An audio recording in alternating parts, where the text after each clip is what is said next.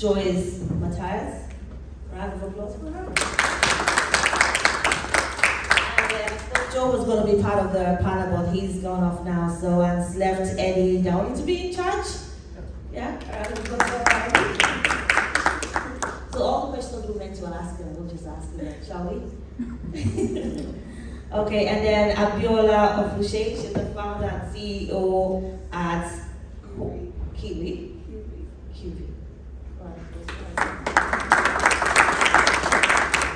And so we also have Mr. Lakole Dibikole, MD of D. I should have known that. Yeah, that. A round of applause for himself. And then we have Chief Emeka Okoye. A round of applause for himself. So I can hand that over to you. Good morning, everyone. I'm delighted to be hosting this panel this morning. I'm not going to take much of your time. I will allow you to introduce yourself briefly. 1 minute each, please. Good morning, everyone. Thank you for the opportunity to speak on the panel. My name is Abiola Ofuri. I am the founder of QV, and QV basically simplify the sourcing of African food and bev for global buyers and make it easy for them to connect directly with African producers from anywhere in the world. My name is Eddie Downey. I'm a farmer from Slane County, which is about 35 minutes north of here. Dairy farmer and poultry farmer. I'm also the chairman of Fine Gael, which is the party in government at the moment in this country, and we hope after another election that we'll be still in government. But I'm chairman of the Agricultural and Rural and Food Forum within Fine Gael, the only party that has a forum of the same sort. Catherine Lynch is down there, who is the chairperson of the business committee within Fine Gael. So look, I'm also chair of the section of Joe Healy. I'm a former president of IFA. I've been a lifelong negotiator or activist on part of agriculture and rural people, and I believe strongly in it. Okay. Thank you very much. My name is Ola Kunle Ibikunle. I'm a travel consultant, and most importantly, a farmer as well. You may be wondering how come a travel consultant and a farmer. I have my background education in agriculture, BSc, MSc in agri-economics, and also an MBA in business management. I am fully involved in farming business in Nigeria, and I've been consulting for people really that really want to invest in agriculture in Nigeria as well. So quite an experience in farming as well. And because of the discussion, you get to know more. Thank you. Thank you. My name is Emeka Okoye. I am a farmer, originally a civil engineer, but turned farmer right now. I've come to grow a lot of passion in farming. I have a farm back home in Nigeria, and I'm on a mission to link Nigerian farmers to Irish and European farmers as well. So in the course of the discussion, probably we'll find out how maybe we can do that. Thank you. Yeah, can you hear me? Yeah. Oh, fantastic. So my first question goes to Ola Kalei. What investment opportunities? Ola. Yeah. Okay. Yeah. What investment opportunities exist in Nigerian AgricTech sector for Irish investors and Nigerians? Thank you for that question. There are vast opportunities really for the Irish farmers interested in the Nigerian market. Not only the farmers now, we're talking people, businessmen and women interested in doing business in Nigeria. Start with the latest opportunities that have come up with the Nigeria environment now. we all know what the government roles are in developing the sector, and the latest being the transferring of the power, the autonomy of the local government. Now, it has changed now. Before it used to be from the federal to the state, now it's down to the grassroots now. Now, where do we come in now as Irish now? We talk about comparative advantage when you talk of business. When you look at the Irish farmers now, they have comparative advantage in the area of the dairy sector. When Joe was talking, we talk about the Irish dairy farmers really now. And I see that as a big opportunity that the Irish farmers can go into. We have there's sometimes really a challenge somewhere will become an opportunity for another person. We have problem with the animal farming in Nigeria now, which I think really if the Irish farmers will come and venture into. We have what we call the nomadic system of farming, and that's really moving of cattle from one place to another. That has been a big challenge. Now, I've been in Ireland for, I'll say about 22 years now. I live in Lusk. We have some farmers there as well, and I see how they are thriving, how they are doing very well. Now, with the dairy farmers now coming in now, the system of farming called the ranching system, which I think is being practically can be introduced there. The market is always there for everybody really now. Population of 230 million, that we still have to import chicken and beef, and with the good environment, the climate that we have, is a big opportunity. Technology now, when we go to dairy farm, now you see how milking is being done. That has not been fully utilized, really implemented in Nigeria now. It's a good opportunity for the Irish farmers to come into. The market is the dairy. We still import milk in Nigeria. Why would we be importing milk? The opportunities are there now. With the dairy farmers coming in, it's a big opportunity. Looking at the Ireland as well now, in terms of root crop, Ireland is very good in the root crop farming as well. With the technology being in place, really, I've seen so many potato farms around here. What we still practice in Nigeria, we say like, with the statistics given by Joe as well, which are funny, I was like, how did you peep into my own record here? If we look at the number of people involved in farming in Nigeria compared to what we have here and what is being produced here, you see the advantage of technology. Technology is playing a big role. You don't need many people into farming at all. Few people with the tractor, with the machinery, come invest, the land is there. Acres of land are there right now. So it's a big opportunity now, bringing what you have here. One farmer alone can transform a whole state in Nigeria with what people they are doing here, and it's huge money. Getting their money, the market is there, both local and international. You can still even, if you're not talking of exporting out of Nigeria, the consumers are there. So we come in with our technology and we invest in areas.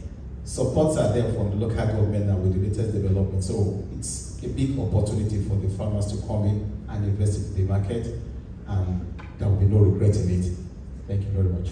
Thank you. Mr. Emeka,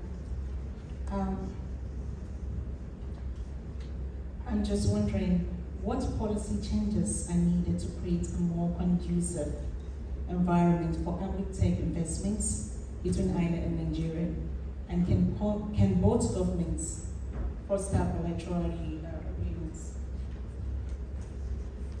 Well, everything that a government does or businesses do drive from policies.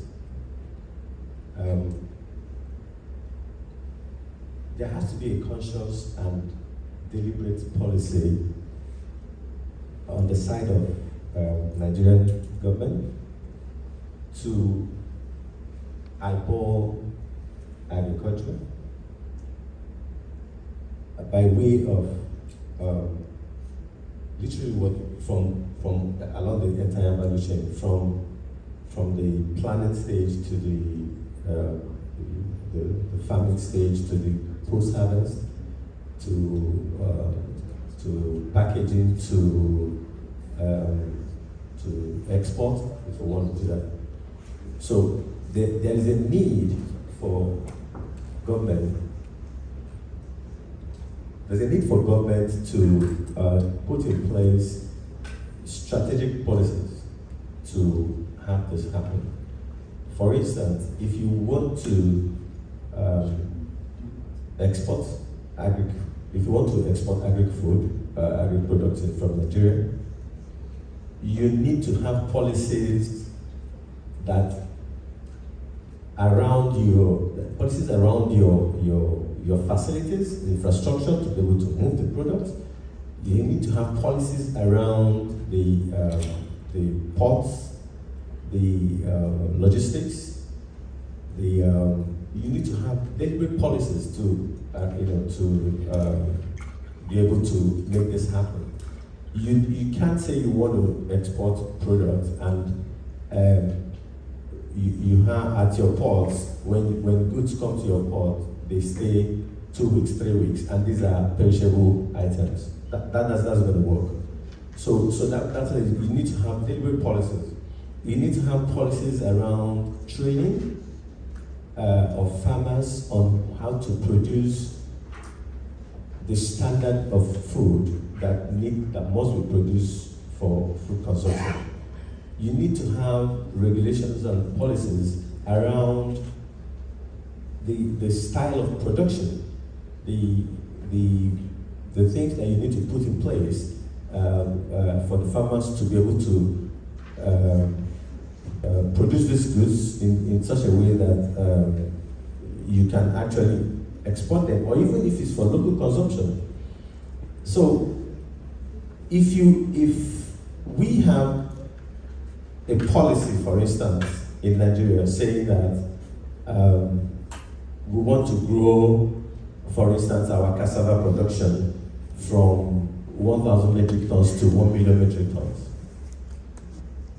What legal frameworks, what policy frameworks do we have to take our production from that 1,000 to 1 million? They have to be. You have to train the farmers. You have to get the right cassava stems to do that. You have to have the right inputs to do that. You have to have the right harvesting technology to do that. Those are the deliberate policies that need to be put in place. This is what governments all over the world do to be able to improve and achieve the targets that they have set out for themselves. So those are, our policies must be deliberate, they must be specific to what we want to achieve, to the objectives that we want to achieve. So those are the things that we need to, that we need to put in place, and we need to emulate from governments like countries like Ireland. They're currently doing a lot of that.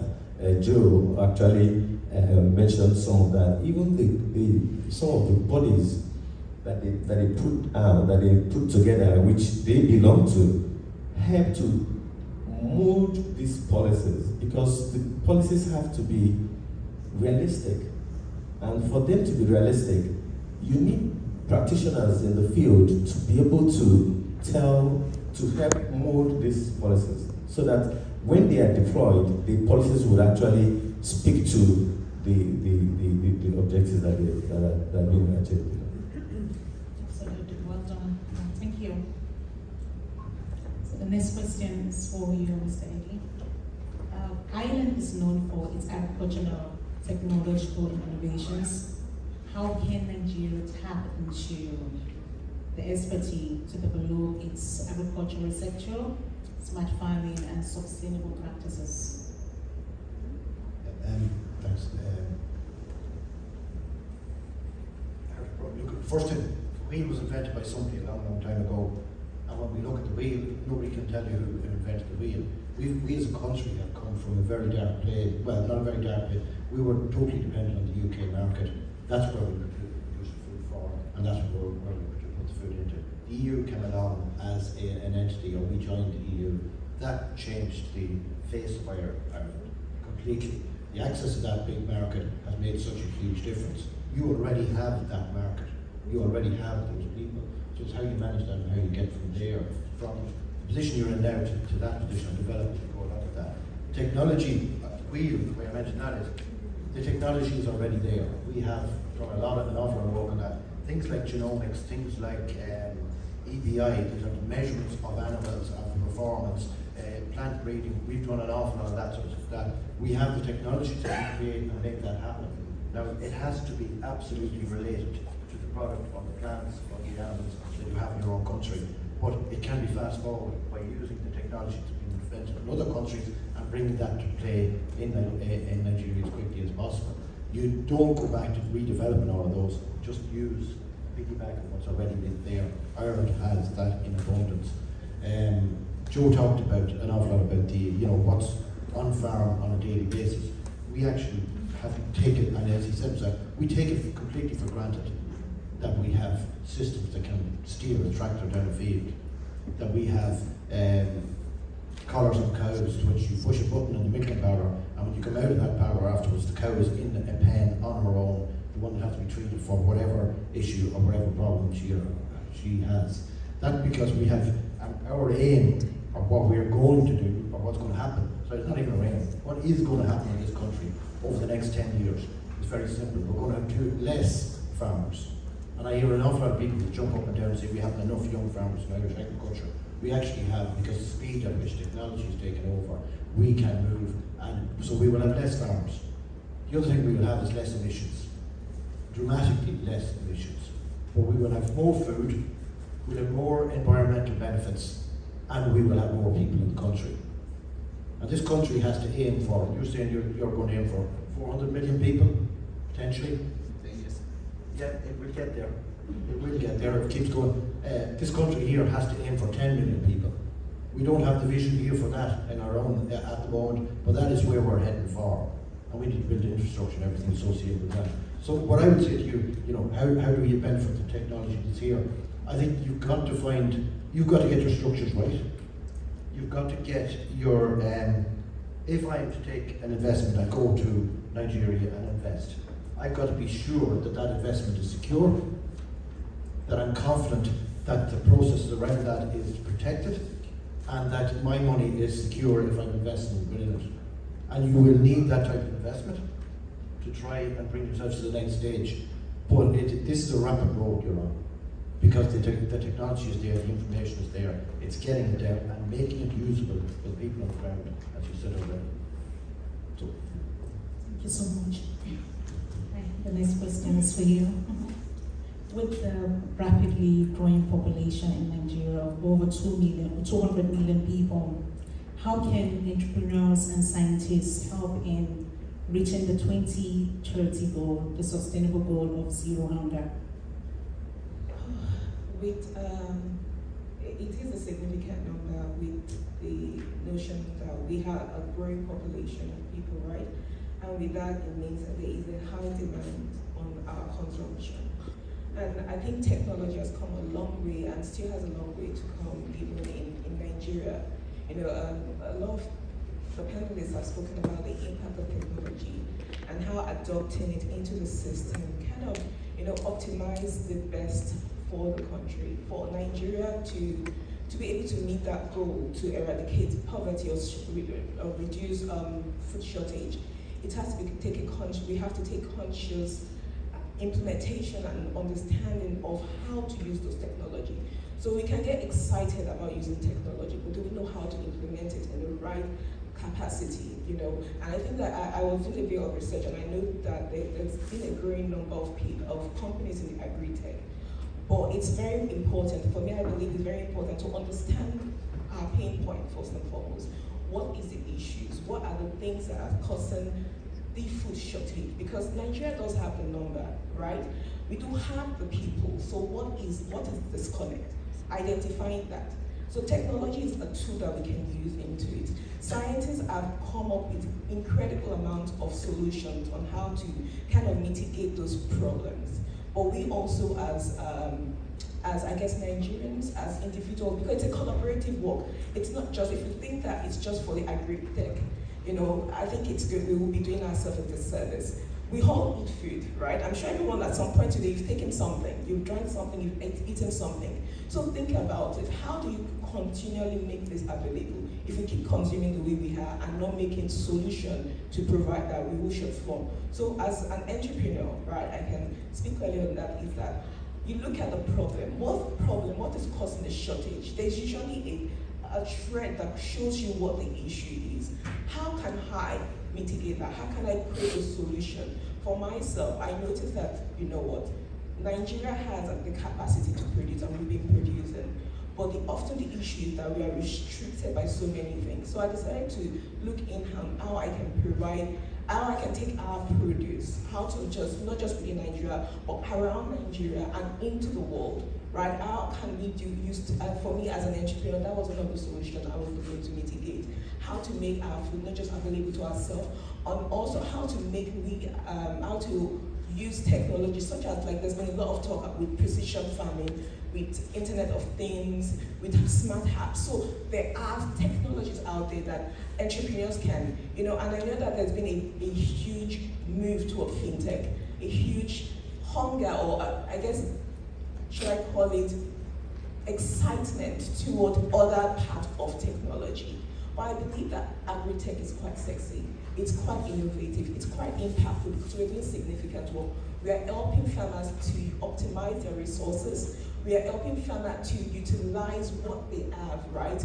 We are helping them to make a sustainable long-term goal on making food available. So there's so many work we can do.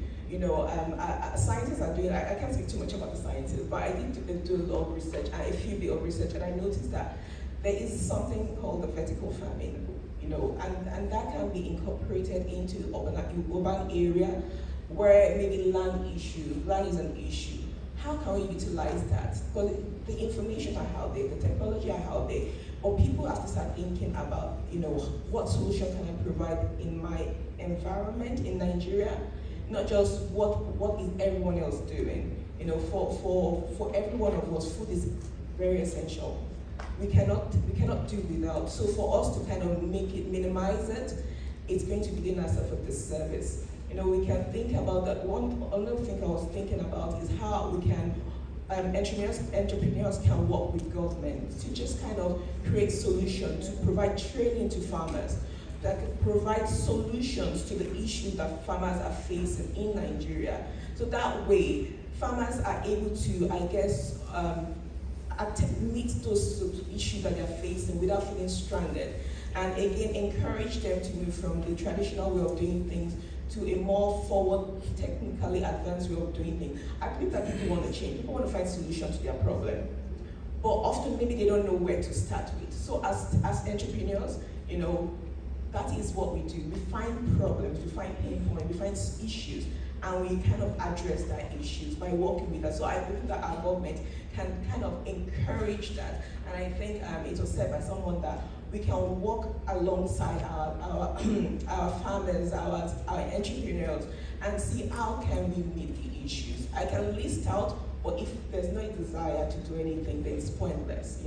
There has to be a need, there has to be a willingness, to kind of address this issue, because it's a collaborative issue and a collective issue. If the food shortage do happen and we don't have a solution, every single one of us is going to struggle with it. So it is a joint effort by every single one. We can look around and say, okay, what can I do differently? How can I provide some information differently? And pulling in of data also. There is this, with the Internet of Things, there is the global awareness of what's happening. There's a provision, availability of data. Entrepreneurs and government and investors, I don't want to just put it on entrepreneurs because they're just a limited amount of people, but it's a collaborative work, and I keep using that word collaborative because, it is something that needs to work with alongside different group of people.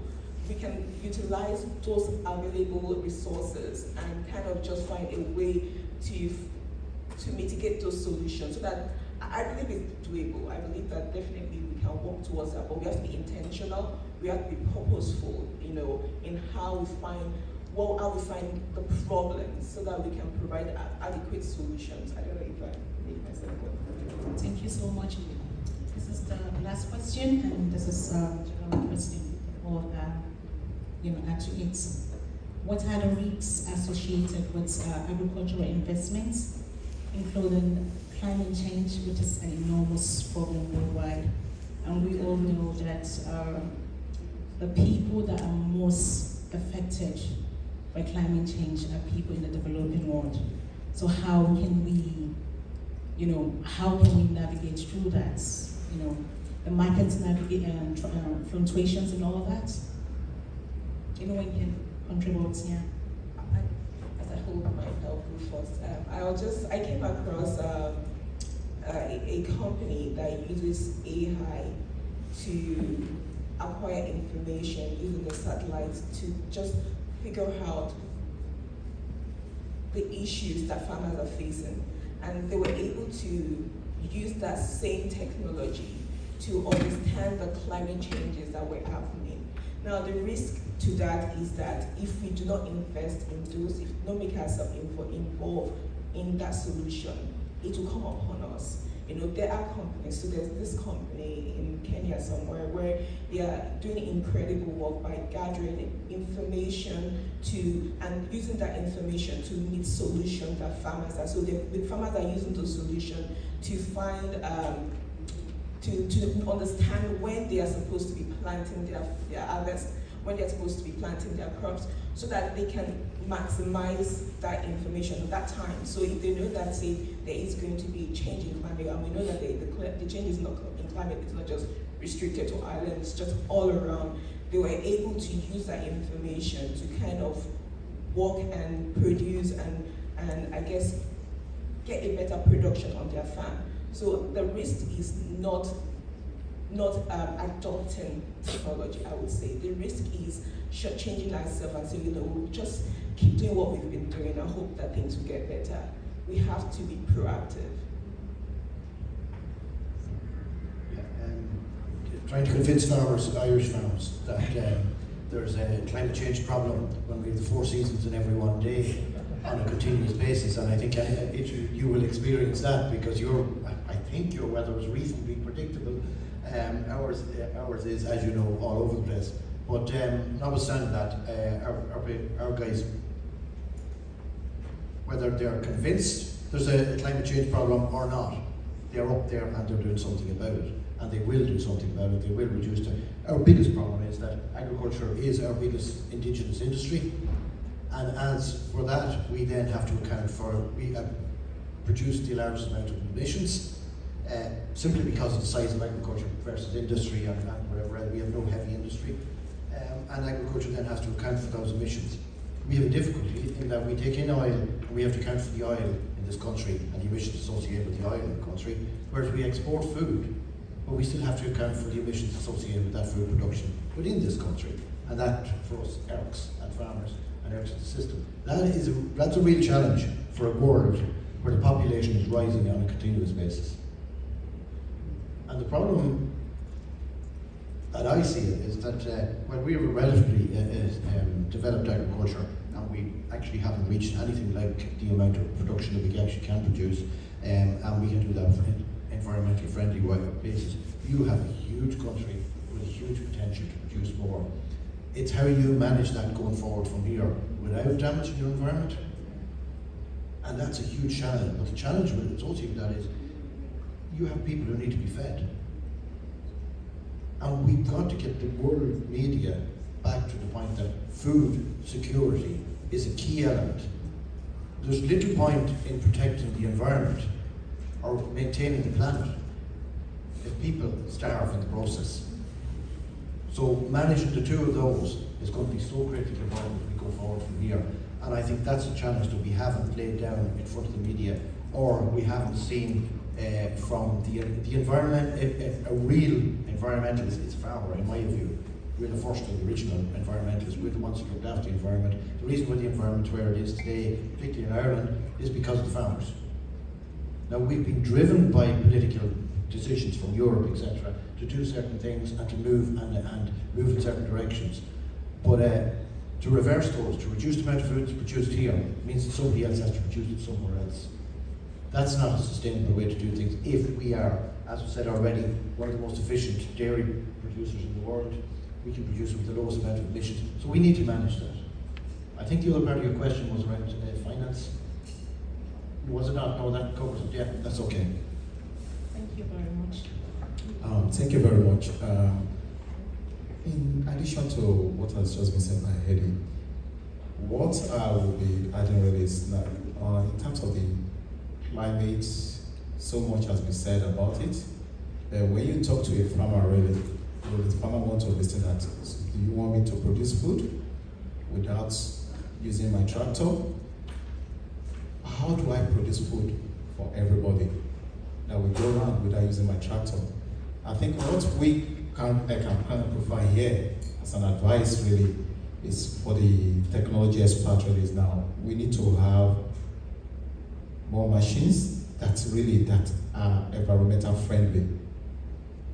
Most of the tractors that are being used, machines that are being used, are operated by maybe with the use of diesel. And with the emission of carbon dioxide, in line with that now, we just need to look at now the way so much is being invested in electric cars now. We need to look into that as well. When we produce on the farm, going to the market, we have to transport this to the market. How do you transport it now? Most of the vehicles that are being used are operated by diesel. So how do we go from using a diesel-operated vehicle to having environmental friendly vehicles? Okay. So basically, what we need to look at really for the investors now in technology, agriculture, how can we have machinery that are operated maybe with electric? That's all I have to say for now. Okay. For climate change, the biggest problem that climate change poses for farmers is two extremes: extreme drought and flooding. Most of the farmers, more than 50% of the farmers in Nigeria, are smallholder farmers. What we need to do as a government to mitigate the effect of climate change on agriculture in Nigeria is data. To be able to get the data. If we're able to get the data from using technology, whatever kind of technology it is, then the second one will be the training. To train the farmers on how to use that data to produce their food. If it's been expected that there's going to be drought or that the rains are not going to come the normal times that the farmers already anticipate the rains to come, the rains are going to come earlier or later, that will help them to know when to plant what they need to plant.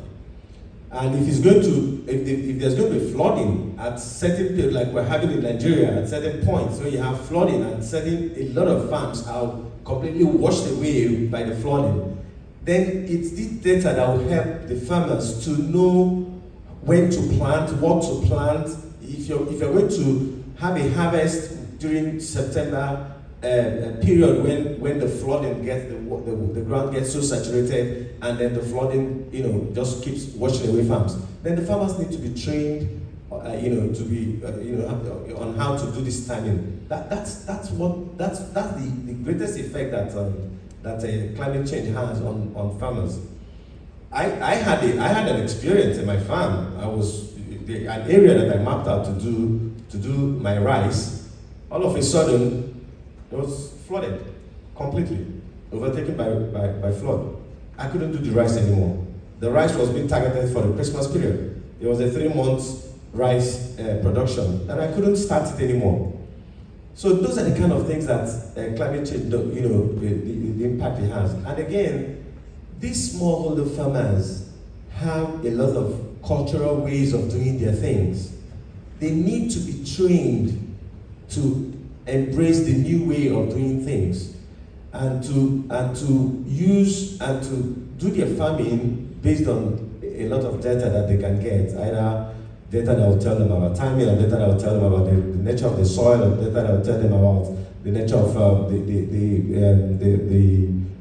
what the weather is going to have for them in the next 2 months or 3 months.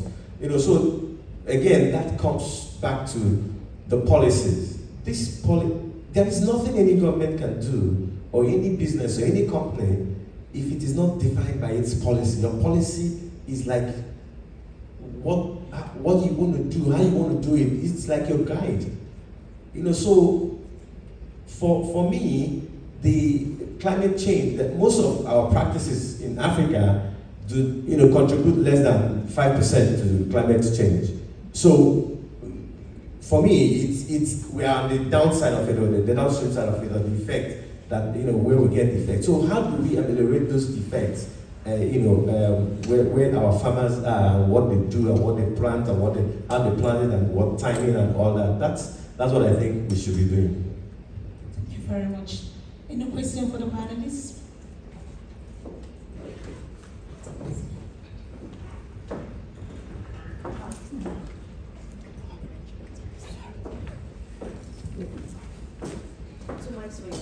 Which do you prefer? Hello? No. Hi, Katrina Sheridan of Fasti.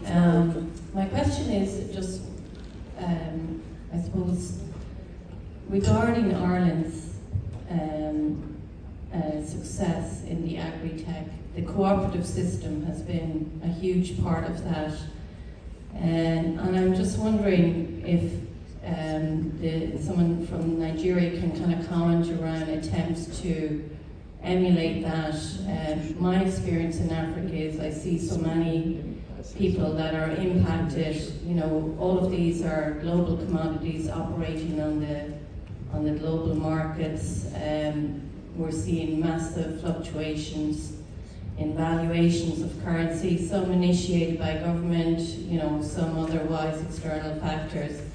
But could you comment a little bit around maybe the things that have been attempted that have failed, and possibly comment around the cooperative movement? Because ultimately, Nigeria is moving from a situation where there's a huge amount of small holdings, very subsistent type farming, and Ireland kind of really needed to move to kind of collective modalities to allow us to compete on the global stage, to create that kind of commonality around improvement in standards and practices. So I'd like to hear from the Nigerian panel on that. I can say something on that. We do have cooperative societies among the farmers in Nigeria, and the big challenge really still has to do with the financing their investment, getting access to funds, getting access to technology. And the policies are being put in place by the government, but the bottom line is really how many farmers are really benefiting in this. And this is where the private practice comes in now. Enough of dependence on government, on financing the farm or the farming business. This is where I have become an evangelist, an advocate for private practicing business now in Kenya. With the new policy in the government now, with the autonomy given to the local government now, it's a huge opportunity for anybody now to go now with the cooperative society over there now. If you have maybe go to a local government, like the county, go to a county, you will go there and say, okay, fine, I want to invest in agriculture here in a particular crop or in a dairy. It's going to be easier now. I think it's looking better now, doing business now with the policies that are being put in place now. So what I'm just encouraging everybody here is, everybody here is that the opportunities are now there now. The cooperative societies are there now. If you invest in a cooperative society, like I have a friend really who's a kind of farm consultant in the northern part of Nigeria. And what it does really, like, we look for investors that want to take over a particular area. It could be like 100 hectares. and they have been doing very well. We have one that he did for poultry farming, getting the poultry farmers from that particular area. They fund it, like we look for investors that will fund that project, and they are doing very well. Where they need help again now is, okay, now with the technology now, the way they have been raising their poultry has to change. Technology we're talking about has to change. For the dairy farmers, the opportunities are there as well now. We'll be doing the nomadic system. Oh, we can get the cattle really on 10 hectares, 100 hectares. We raise them there. We produce meat, produce beef. The cooperative societies are there now, but we just need to tap into it now. But the bottom line is the finance now, getting the money to bring in the tractors, to bring in the machineries to get this thing done. And this is where we need private investors now. Thank you. In addition to what my colleague just said, I believe strongly in sharing of knowledge. Yeah, we do have a few cooperatives registered, some non-registered, but my experience, and I belong to a few of them, my experience is that the knowledge base is still very shallow. And that was part of the question I asked Joe before he left. Is there any platform where Nigerian farmers and Irish farmers could interface, exchange ideas, talk to each other, even if no finance is coming out of there? The knowledge exchange that could come out of faith would lead to whatever finance it is. In my village, I did some agricultural training for the youths. I brought out 2 million naira and wanted to give them to 5 people 200,000 naira each. They didn't know what to do. So the money was there, but they didn't know what to do. Some of them said, just give us the money, let's share. So I completely align with what you're asking. And that's my mission. If I can begin to get some Nigerian farmers interface with Irish farmers, share ideas, know each other, talk to each other, exchange whatever kind of knowledge we can, then we would have started a big movement in a small way that would snowball into a large thing. That I think is where the point to start with. If you give people money and all the equipment and they don't have the right and appropriate knowledge to utilize them in the right way, we will still not get the result. And that's why yesterday night when I was talking, I said that there's one of the biggest problems in the world today is food insecurity. Africa can become the farm of the entire world, just like China became the factory of the entire world. Now it needs a couple of things to be put in place, some policies, some training, some knowledge exchange, before those kind of things will happen. So I really align with what you're asking. Any more questions?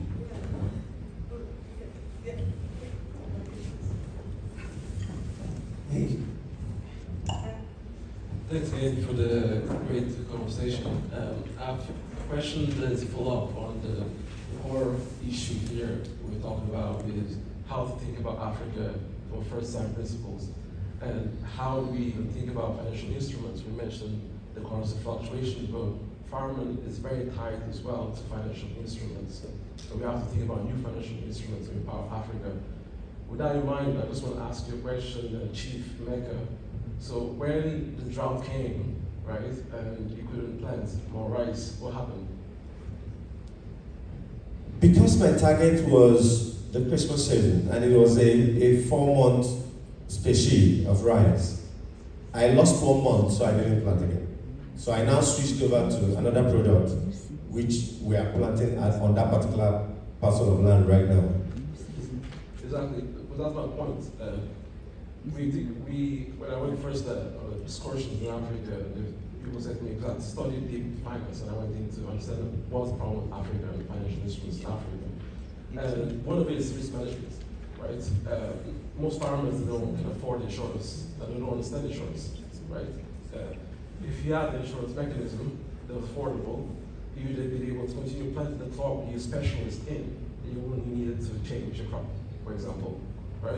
And these are the issues that I think we have to really try to address, and like how do we build financial instruments that could actually be affordable for farmers and other areas of the economy in Africa, so we can actually risk transfer and we can take more risk. Ireland has a very good base of financial services that build the economy so Ireland can take more risk.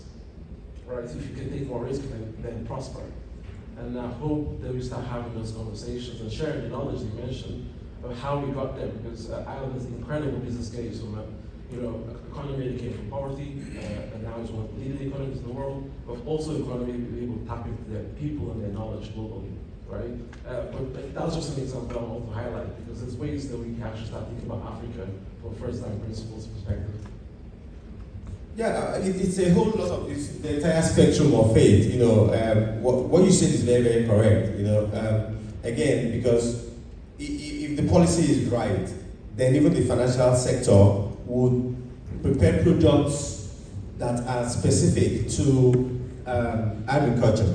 You may be surprised that those kind of insurances are not there, because no insurance company wants to take any risk on an agri farm. But that's because the government's policies have not been deliberately focused on agriculture.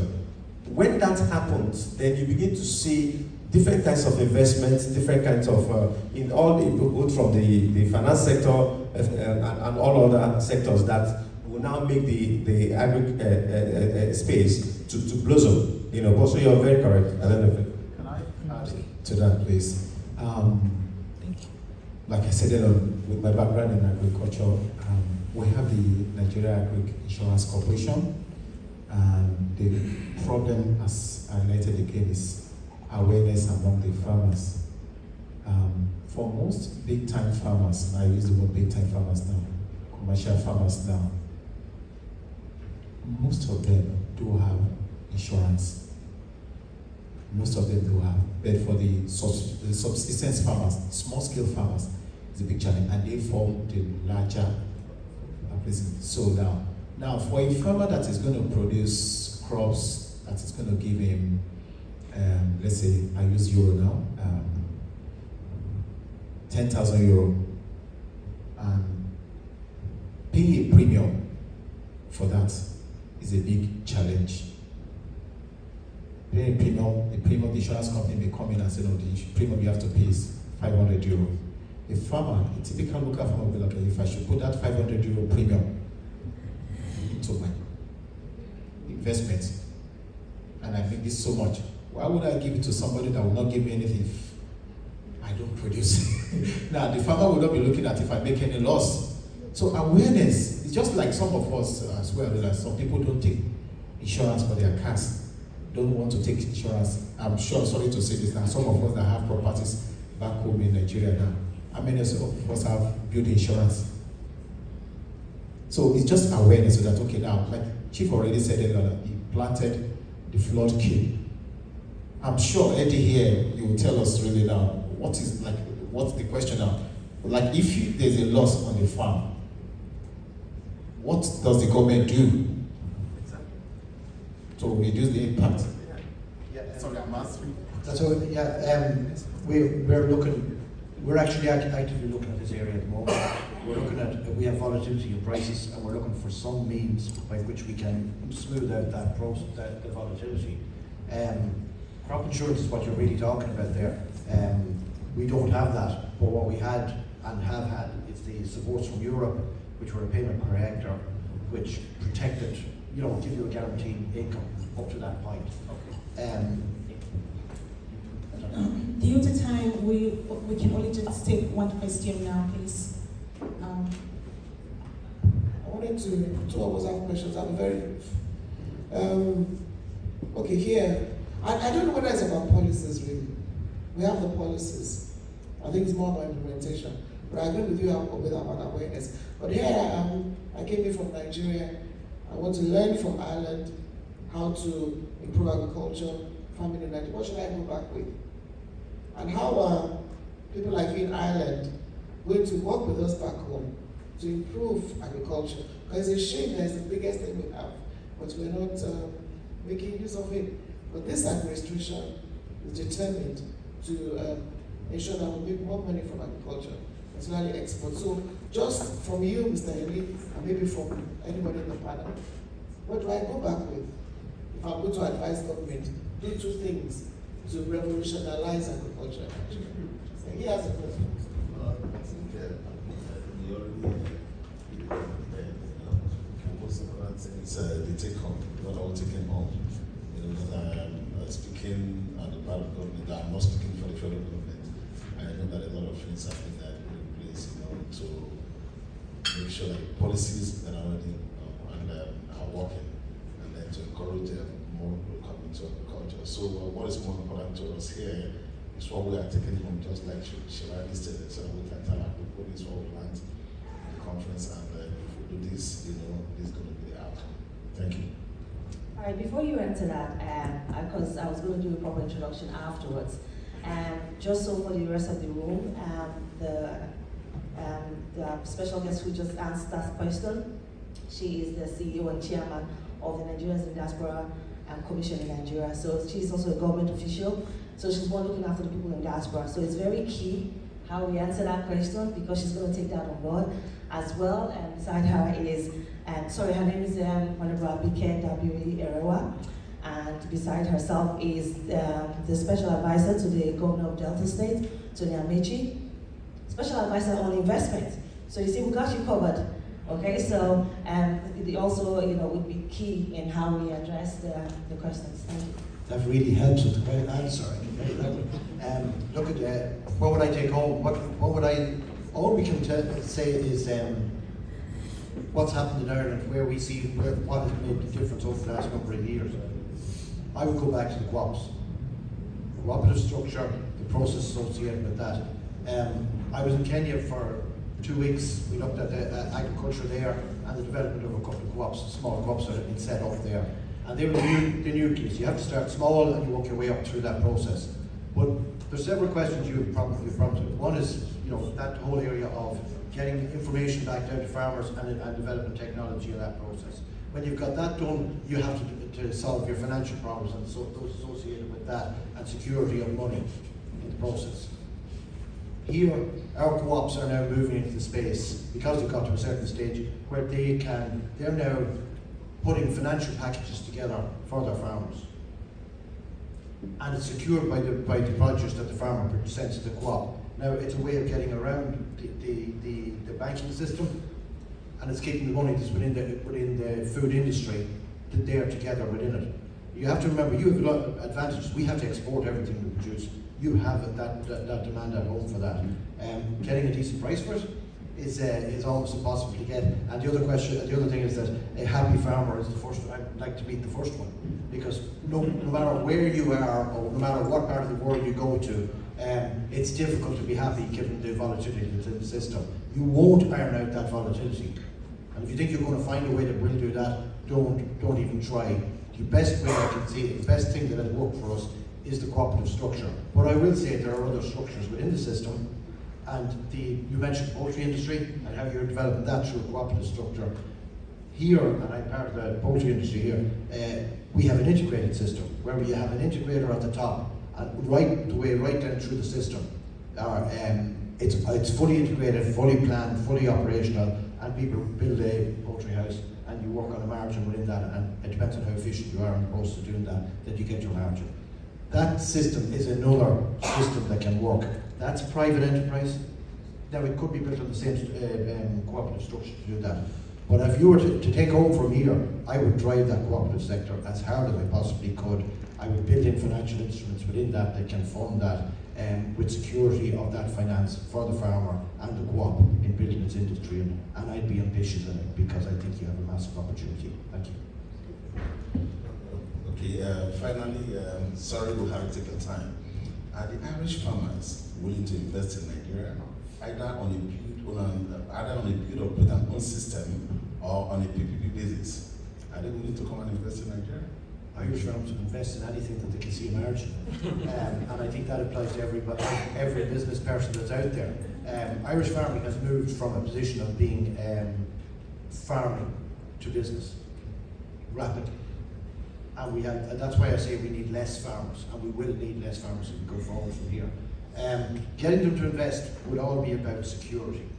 Security of the finance, security of the investment in place there. If you can find ways that can be done, the cooperative sector, it's different groups. There are ways of finding that finance, but it's the security, both politically and financially. That's the difficulty. So, in other words, putting the right atmosphere in place, you're ready to come. Putting all of these things in place, you'll come. Yeah, if you can build yes, but there's loads of people ready to go to invest. The difficulty is picking the right people, and those that won't rip off the system and process is the difficulty. Private enterprise and different groups coming in from different areas could do major damage. From here, where we see, and we look at the world, we see the rapid expansion of China, and we see the rapid movement of China into different countries and different places. To secure food for the Chinese people, we see that as while necessary, there's a risk to the indigenous people in each of those areas when they do that. It's about bringing those people on board, and that's the cooperative thing. The cooperative structure is the one structure that will protect the farmers and the indigenous people in the process. You've got to be very, to my mind, now I would be very careful in that. Sorry, can I answer that, please? This goes to answer your question.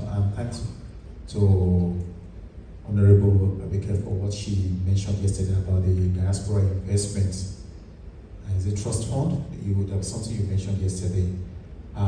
Yes, looking for Irish farmers or Irish investors.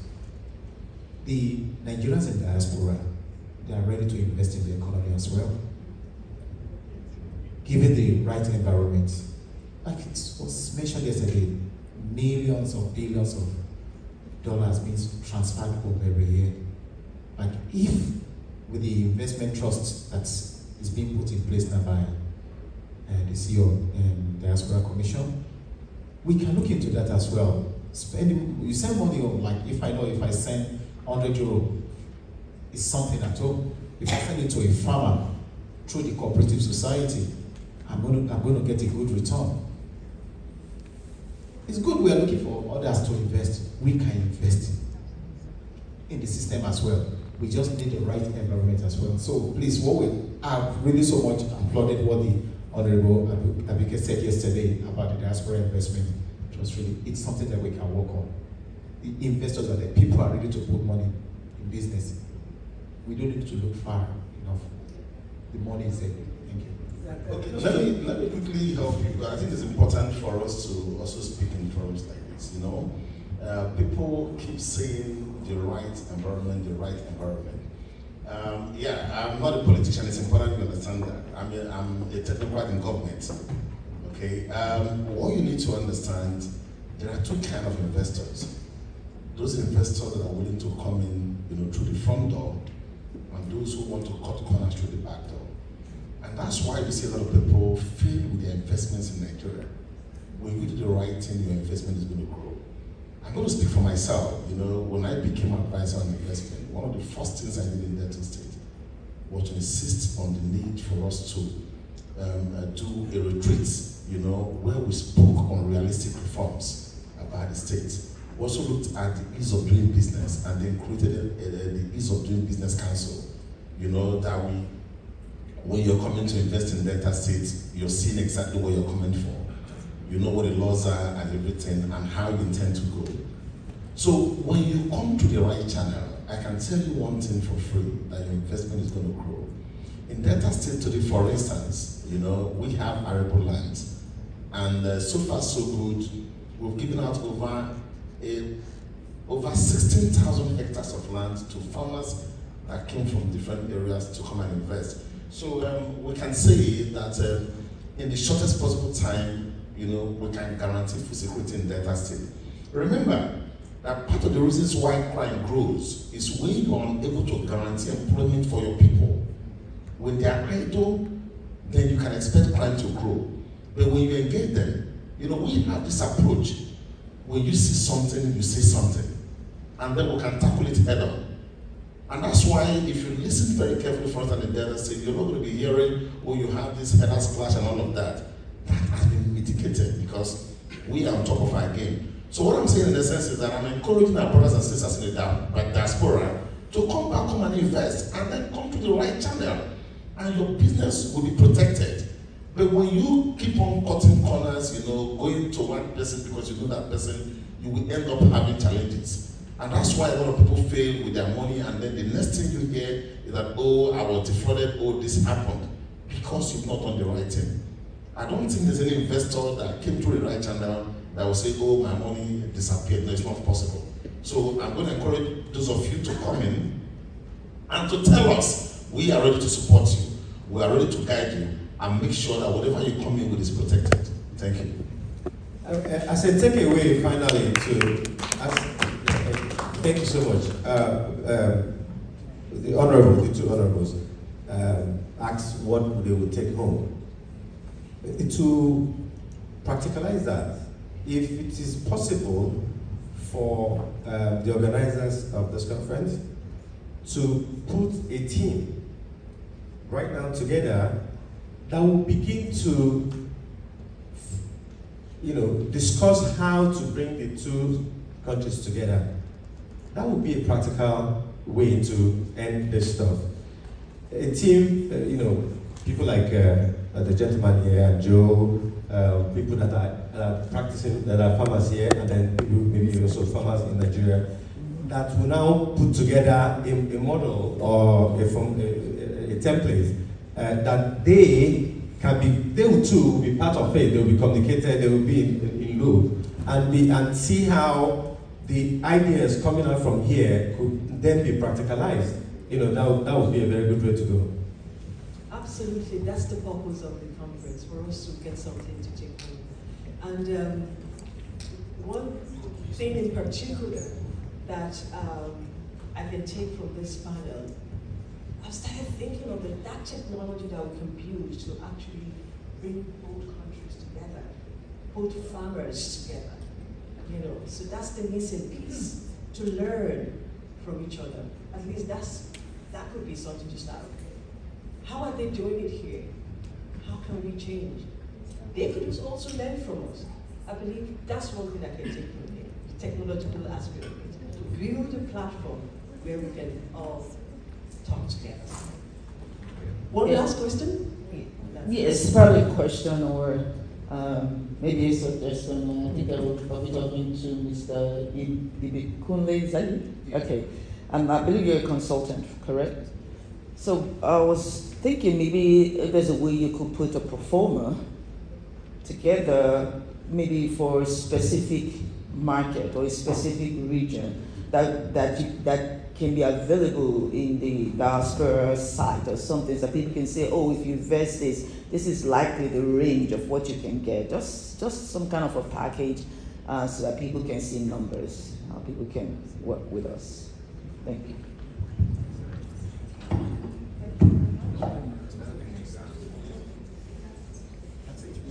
Yeah, I think everybody already said really the purpose of this. And so, if Rob is there, we're ready to work together.